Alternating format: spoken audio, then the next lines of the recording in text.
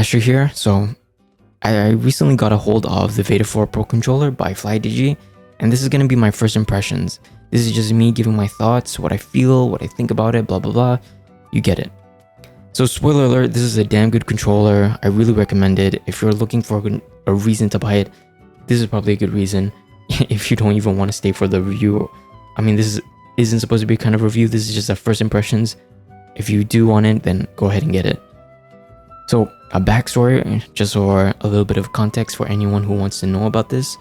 Vader 4 Pro FlyDIGI controller is the latest entry in their Vader series controller, as well as their latest controller in general. It is probably the most refined and most versatile and most polished controller that I've used thus far. And it is incredible on so many levels, from the design, the intention, the structure. There's so much to unpack here.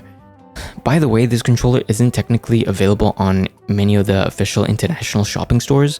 Closest thing I saw was on Gadget Hyper website, or whatever the website was called, but they had it selling there, which is pretty cool. As for me, I had to acquire this through a proxy service, which is basically ordering through someone in China, and they would buy the product much earlier and they would ship it out to you much earlier, and that's basically what I did. But for some reason, logistics took way too long and I ended up getting it 3 weeks later. So kind of depressing, but it is what it is. Anyways, main features. So there's been a lot of growing hype with this controller due to a particular feature. If you can't see it on screen right now, it's these rings around the thumbsticks. And I don't think the Vader 3 Pro had any feature where you can control the tensions. These rings basically just control the tension around the thumbsticks. So if you put it light mode, it'll be easier for it to move. It's basically high sensitivity. But if you twist the rings into the other way, it'll make the controller, it'll make the thumbsticks much more lower sensitivity, more tension on the thumbstick, so it's more difficult to move. You can already tell just by the sound and everything. As I mentioned before, the Vader 3 actually doesn't have any kind of way to control the tensions, if I'm not mistaken. The Apex 4 did have that feature, but they had it in the most unintuitive way. And that way was basically you picking out all these different parts right here, and then taking out the SIM card slot on the side here. But before that, you had to take off the plastic cover, and then you use the SIM card to kind of twist these little knobs here. And that, you had to do that every single time if you wanted to adjust the tension of these rods. So honestly, that was just mind-blowing how that was even like a design decision. So another thing I want to note is that these rings actually can't be moved accidentally. It's just difficult to do so. If you put enough purposeful, and purposeful being the keyword here, pressure onto it, then you will be able to move it even with a single finger, as you can see here. But if you're using this controller in general, you will barely touch these rings. Like, you won't move it accidentally while playing it. Like, that won't happen. As you can see here, even just doing this, it barely budges. But if you were to put 2 fingers, for example, then you would be able to kind of mess around with it. But honestly, the way that they designed it like this, it's perfect. You won't even have to worry about accidentally hitting them. So what about the use case? These rings, I've only played 2 games with it, and I noticed that every time I was switching between these 2 games, the tension sticks, these rings here, you would manually adjust them depending on the type of game that you're playing. And honestly, that's kind of nice. You're kind of adjusting this controller to fit your personal need, and having it to do that through the controller itself rather than through maybe a software, which is probably a good idea as well. It's nice to have. Alright, so let's talk about build quality. For what it's worth, I feel like the Vader 4 Pro, the build quality, there's nothing to comment. It's good, it's strong. The type of materials that they use is kind of like a hard, strong plastic. I really enjoy it. It's not really fingerprint magnet or oil magnet. Maybe a bit, but nothing too crazy. Honestly, the only thing that I could complain about is if I'm going to compare this directly with the Apex 4, I feel like personally I would prefer the Apex 4. And the reason being is because the Apex 4 just offers so much more variety in terms of its design choice, in terms of its color, in terms of its choice of materials. Like, for example, right, underneath the Apex 4, you have like this fabric-y type of non-slip plastic material that you won't get on the Vader 4. everything on the Vader 4 just feels like one single sheet of plastic. Well, the controller is not as heavy as the Apex 4, which is personally something I did kind of like. These are noticeably heavy or weighty to the point where it won't fatigue you over a long course of playing. And to be frank, and take my opinion with a grain of salt, as I'm being honest here, longest I've played with this controller is around like 1 to 2 hours. During that time span, I didn't feel any fatigue. For those, you know, like those goblins right out there who plays like these controllers non-stop, 10 hours straight, Warzone, whatever, then maybe it'll affect you. Like this will probably fatigue you more than this. This is way heavier. I don't have a scale, so. All right, let's talk about the features that I do love. On the back of the controller, you will find trigger stops right here. And these trigger stops are just like amazing. They function exactly how they should be. And another thing is that when you actually have them on and then when they actually work, they make this really amazing sound. It's so addicting to hear. It's basically, it sounds like a mouse click basically.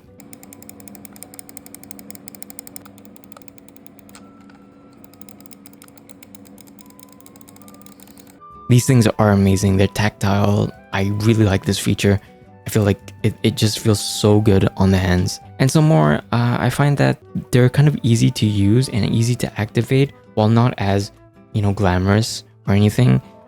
When you're playing a game like this, and obviously you're going to be playing a game like this where you won't even look at the controller, sometimes you're going to have to use your own intuition to know where the trigger stops is, and activating it just from behind using your fingers is actually pretty easy. If you compare it to something like the KK3 Max, then activating the trigger stops for this controller is way more difficult because, as you can see here, they're basically levers. You can see even I'm having difficulty with it. So imagine if you're playing a game like this and then you want to activate the trigger stops. I mean, it's activated now, but you want to say you want to release the trigger stops, then you're going to be like spending a lot of time trying to figure out like, oh, am I pressing it wrong? Like it's kind of difficult, honestly. And this is just my experience using, you know, trigger stops in general.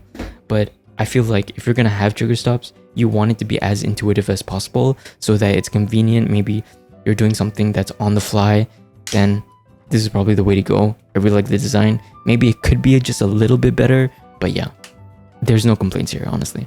Something that might not be a deal breaker, but something that I notice is quickly releasing or spamming the triggers. They feel they feel good in the sense that it doesn't feel like you're breaking the controller. And I'm going to show you this. This feels really good.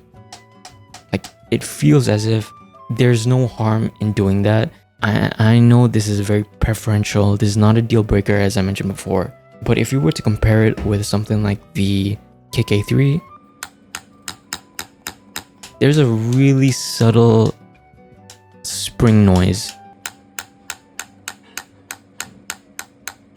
that you can hear from the controller, and it feels like I'm putting tension on like the springs itself or whatever. But with the Apex 4, that's something I really like about it. I really like how it just doesn't feel like I'm breaking the controller at all. Another thing I really like about the controller is the software. So the software is a huge plus for me. I love having the software attached to the controller, and you might hate me for it, but I find that it's way more convenient than having to memorize a bunch of commands on the controller itself, like the KK3, because this controller, you have to do everything on the controller itself. There is no software, there is nothing. What you're getting here is basically similar to the Apex 4. You have the controls and instant modification of the controller. If I'm not mistaken, which I don't know if this is true or not, but I'm pretty sure it's true, everything is on board, meaning that if you were to configure the controller on the PC now and you switch this controller to the Xbox or like a Switch, then all the functionality will be remembered, like the vibration settings, all the software settings, all that. All right, so we talked about the things that I loved. Let's talk about the things that I don't like. Some annoyances I find with this controller, which is present in this controller as well, is the back pedals. I don't like the placement of these. I would prefer if the back pedals were more like the KK3s, where it was adjustable I love pressing these. These are so good. They're so good. They're easy to activate. They're just everything about it feels really good. But again, I find that my opinion right now kind of seems preferential. Some people like it, some people don't like it. So I guess take it with a grain of salt. Another thing I don't like, which is again preferential, is how quiet the triggers are.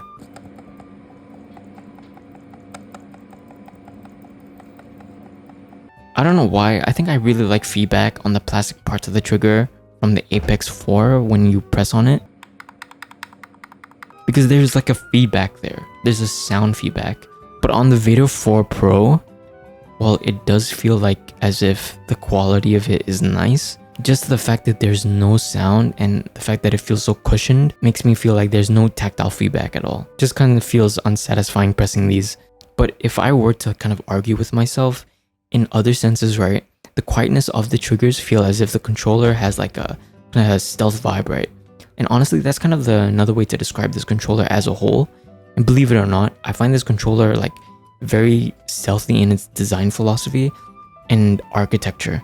It's quiet, not too obtrusive. Even flicking the thumbsticks around, these things go back to its normal position like very quietly. And you're probably like thinking like, that makes no sense. But if you compare it with the Apex 4, this shit is loud as hell. Another thing I noticed is that when you hit the thumbsticks on the edge here, it doesn't make a loud metal noise, like a metal to metal noise, which kind of adds on to that stealthy vibe. If you compare it to something like this, for example, the KK3, you can hear the thumbstick metal piece just like hitting against that plastic ring. Flicking the thumbsticks around, these things go back to its normal position with quietness. If you were to compare it with the Apex 4, right, this shit is loud as hell. And if you compare it with the KK3, you can hear like this abrasion noise, like the metal hitting the plastic part. It's really loud. But with the Vader 4, it feels kind of muffled. If I were to compare the Vader 4 Pro with Apex 4, there's an obvious difference in its design philosophy. For example, are you going to go for loud or are you going to go for stealthy? These are two options you have, and I do enjoy that there's like a clear distinction between these two products. In my honest opinion, having these two design philosophies really transparent, really distinct, makes it so that there's a reason to buy both, or there's a reason to buy one for the other. Okay, so another thing I want to talk about is the sound of the controller. And believe it or not, I feel like the sound and how they manufactured it, or the way they engineered it, is that they're mixing between a breed of something that's sleek, something that's tactile, and something that's stealthy at the same time. The clickiness of the keys, so these are all mechanicals. Thumbsticks obviously are Hall effect, as well as the triggers, so you won't have to worry about stick drift or anything about that. So just worth to mention, these pads here are clicky, and they are always a 10 out of 10. These things are just amazing to press. You have the bumpers here, and you have the triggers. If I were to turn on the trigger stops, you get like kind of like this mouse click mechanical type sound from it. Here's pressing it. Here are the buttons. The gyro is pretty helpful. I feel like it's much better than the KK3. Look at this. That's all the gyro, that was me. And I have the gyro configured such that the L2, whenever I press that basically holds and presses the... Or every time I hold and press L2, it basically triggers the... Oh shit. Oh fuck. Or mimics the R thumbstick. right now what I'm doing is I'm pressing the back pedals to run. If I'm gonna crouch, I'll do this. So on screen it may look like I'm pressing the R thumbstick, but I'm actually pressing the thumbstick. Sorry, the back pedals. I wish there was a way to visualize the back pedals. I'm really sure if there is a way. If you look at the controller right now, you can see that trigger getting lighter and lighter. That's me just slowly pressing on it. So I'm gonna start activating the trigger stops and see how it kind of differs in the gameplay department. Shit.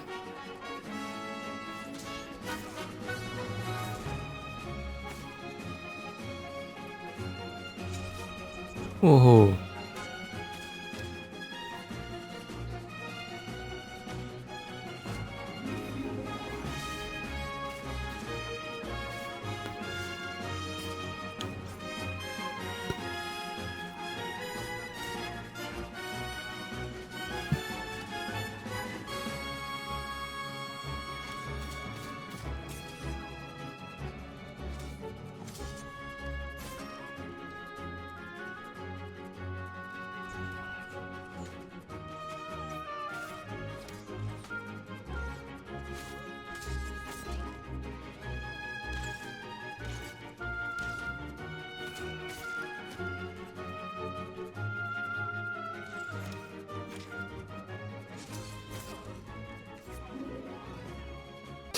Another thing I didn't talk about is these two extra buttons.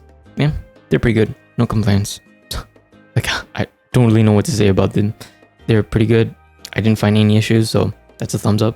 Okay, another thing I forgot to mention, connectivity and battery life. So connectivity, I can go quite a long distance from my table or from where my PC is set it up and can still be able to use it. So this is the dongle that I got from unboxing the controller. This is pretty nice. It's pretty sleek. Kind of fits that aesthetic alongside with the Vader 4 Pro. So I guess no complaints. Maybe wish it was a bit smaller. Literally, I cannot complain about this.